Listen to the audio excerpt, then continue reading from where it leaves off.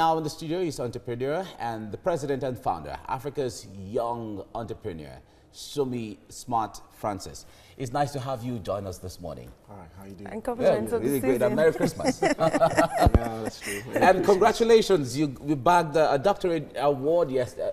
I think it was yesterday. Yeah. Yesterday. Congratulations. Thank you so Congratulations. much. What a Christmas Congratulations. gift. Yeah, it's a Christmas gift. It's a great way to. For good work. Oh yeah. Now you have been into entrepreneurship for a while, helping not just Nigerian youth but African youths and even beyond into other developing countries and all of that. Talk to us about this complaint of government not doing enough, not creating the enabling environment. In that same space, you've been able to give jobs, create platforms, create opportunity and capital and monies for young people. How does that go side by side? Thank you so much, guys. I'll just basically say it's change of focus, change of direction. It's just deliberately taking your eyes off what the problem is and transferring the problem to opportunity. Entrepreneurship, I always tell people, if you look at the foundation of that word, is entrepreneur, which simply means the pursuit of opportunities. Okay. So if the government ain't doing what they should be doing, then there's an opportunity there, there's a gap there. I'm not saying we should do the government's job for them, but at the same time, there are things you could begin to do that even the government would realize that you exist. And that is why the organization exists, even in every African states or countries where we've been. It's not that we are ignoring the government, but we are going with the focus of, you know what, let's do the work first, and then maybe we'll get the government's attention later. The government would never have them do enough. It's never possible. I don't think any current government, present or even the future ones, will do everything for any nation. The fact still remains that the problem will be more than what we can handle. So we need entrepreneurs to also begin to think outside the box or think with what they can do with the box. So you look at the entire box and start doing something with it. So Nigeria, for a case study, of course, we've seen how things are. Like we've been crying this for a long time. We've been speaking to different parastatals and different policymakers. And some things are changing. Let's give them that kudos. But not all will change, and not all will ever change. And we need to start realizing that those things would never change. And it's high time for us to look at that in the midst of all this.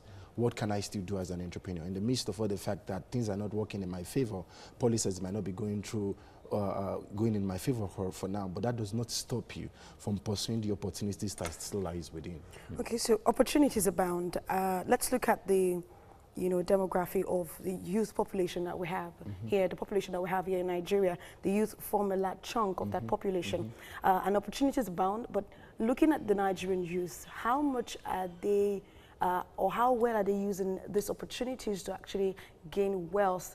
Apart from that, some persons that have ventured into entrepreneurship, a lot of them complain about capital, which is one basic challenge that a lot of entrepreneurs will always talk about, capital. So how do we balance that opportunities abounding, youths coming to tap into the opportunity to gain wealth, and those who have already tapped into it, how can they actually overcome the capital as a challenge? You see, with my conversation with you right now, I see myself repeating a lot of things, and that's because it's a fact. Born into a society of over 200 million people, you have no choice. You're born an entrepreneur. You have no choice. You're born into, if you're born a Nigerian, you're a born entrepreneur. Because you've got to look for opportunities. You've just got to look for it. You have no choice. 200 million people, what are you going to do? But remember, that's also 200 million buying power. So that lies for that. And so it's a bargaining chip. Yeah. So I must tell you as well that, you know what, to be honest and to be fair on our guys and our players as well, the youth are now getting focused. They are now looking that direction. They are taking advantage of everything. Instagram, social media never used to be that anymore. People are now using it strictly for business. They are awakened to the fact that the digital world can make me money. And secondly, the other question you said was... about capital. Yeah, about capital. And I'll use the organization, the Africa's Young Entrepreneurs, as a case study. You know, gone are the days where we will start telling you can do business without money, you can do things without money and stuff like that. I would use the largest entrepreneurship network in the world as a case study. Can you believe that out of every program the AYE has done, the Mission 1 Million Entrepreneurship Initiative is the most successful one, and it doesn't involve money. It's capacity building. We've done grants, we've done loan, we've done funding in every level. But the biggest testimony as we have now as an organization is the M1Me initiative that is just basically entrepreneurship masterclass scholarship. So until we started impacting knowledge, and the kind of result we saw was even more effective than when we were giving money. I think that simply answers the Wow. question. So Wow. knowledge is even... So knowledge is in the mix somewhere. It's needed, not Just even get capital. the information, and then the rest is history. All right. Compliments Great. of the season. Now, there are lots of entrepreneurship skill acquisition centers, vocational training schemes from government, from individuals, from NGOs, all across the country. But the point there is that must every Nigerian, or must every young person be an entrepreneur?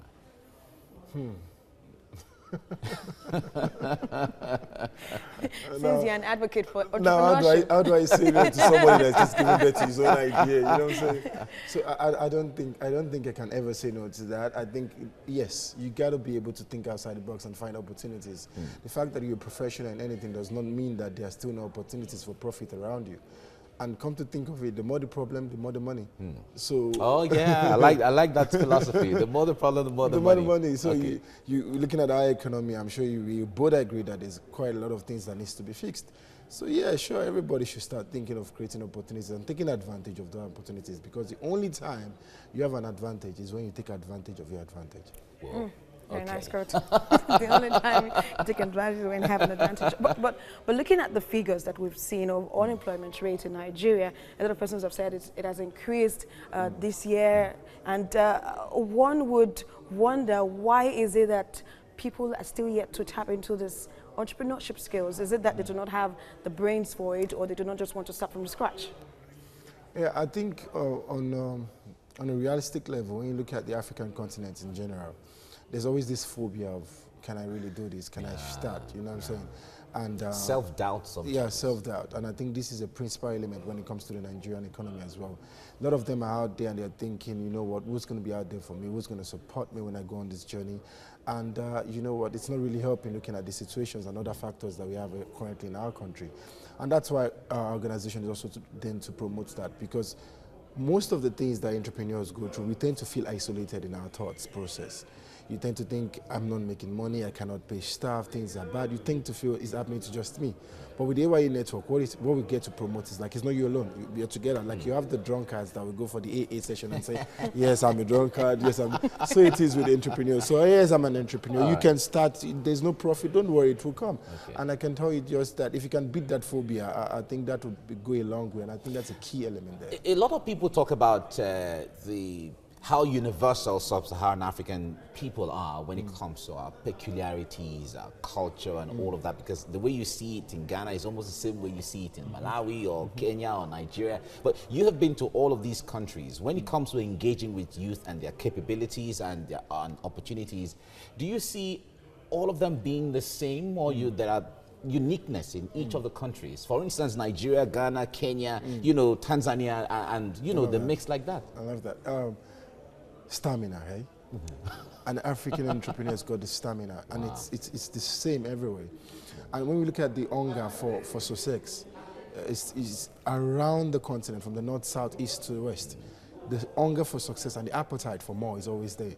And I think that is enough zeal for any African to survive. It's far different from what you get in the Western economy. I used to say, look at Third Mainland Bridge or in the traffic. What do you find those guys doing? You ain't going to see a white man do that. He doesn't have the stamina. Put us on the same field and tell us to run with Ghana. He's going to fall off. So, an African boy, an African child has got that stamina and that push to keep carrying. I think that's a very great thing that God has placed on our side. It's working for us, and I think we can do more with it. But apart from where the youth or the young person stands, a lot of persons would say that the enabling environment is still a very big issue. True. I think, to be honest with you, the governing body has a lot more to do. I think we need to start realizing that the entrepreneurship is a very huge support structure. They're there to help. Somehow they make the job easier for you. It's going to reduce a lot.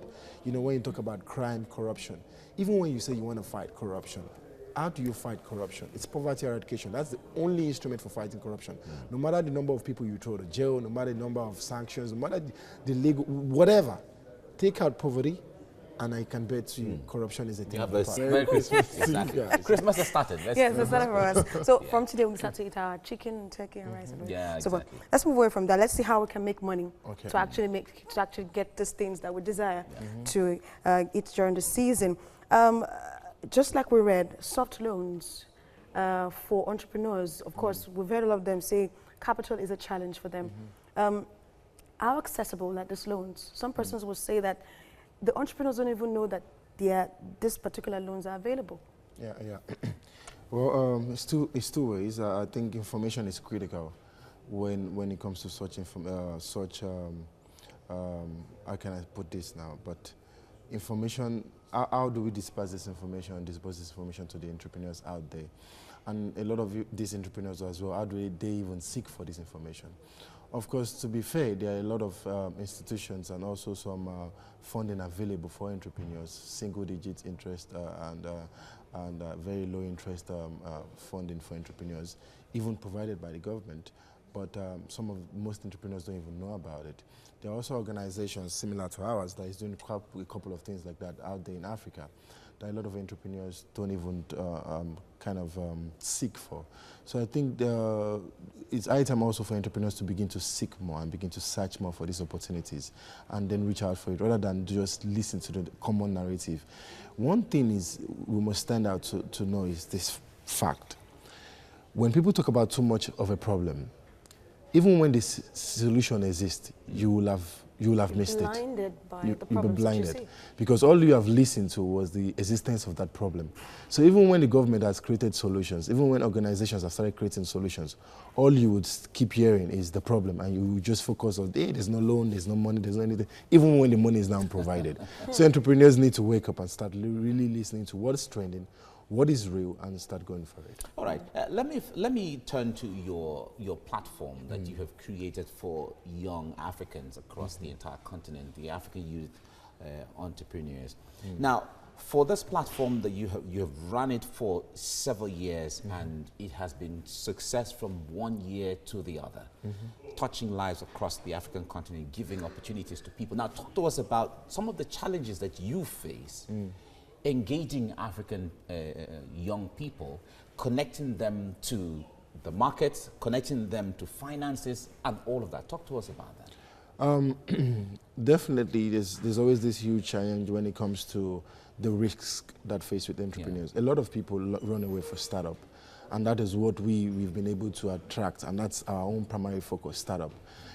Many people find them risky, both from the public sector to the private sector. Government, banks find any startup risky because it's known for the first 2-3 years of these businesses, 90 to 95% fail. So it's something that a lot of people run away from. But it's something the organization really embraced. So because you've embraced the high risk network of people, it's a very huge challenge for us. So we get to do a lot of more screening for these entrepreneurs, and at the same time there's a huge follow-up. So we have a BPS system, a business progressive system, that even after disbursement of loans or of grant, that monitors these entrepreneurs every time. So the challenge do exist, that the fact that in the search of these good entrepreneurs, you'll find the bad ones that will always give you the false information, the false business ideas.